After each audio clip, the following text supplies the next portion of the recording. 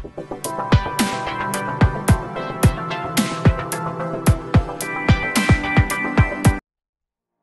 तालुक्यातील सेलू ग्रामपंचायत हद्दीत गडीसगाव अंतर्गत 9 आदिवासी वाडे आहेत. दिनांक 16 मे 2024 रोजी वादळाच्या तडाख्याने जिल्हा परिषद शाळा, समाज मंदिरे, अंगणवाडी तसेच शेकडो घरांचे मोठ्या प्रमाणात नुकसान झाले होते.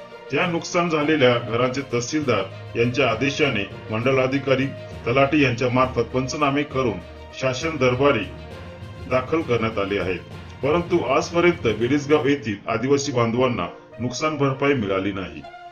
वादळाने आदिवासी बांधवांचे खूप मोठ्या प्रमाणात नुकसान झाले असून काही आदिवासी बांधव आजही बेघर स्थितीत असून शासनाकडून मिळणाऱ्या मदतीच्या प्रतीक्षेत आहेत.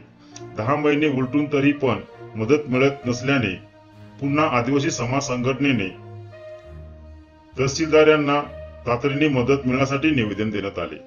यावेळी कर्जत तालुका आदिवासी समाज संघटनेचे अध्यक्ष परशुराम दरवडा, सामाजिक कार्यकर्ते अशोक वाघ, दत्तात्रय निरगुडा, मनोहर ढुमना, बुदाजी ढुमना, दत्ता निरगुडा, वाळकू चौधरी, योगेश सराई, नाना वाघ व इतर कार्यकर्ते उपस्थित होते.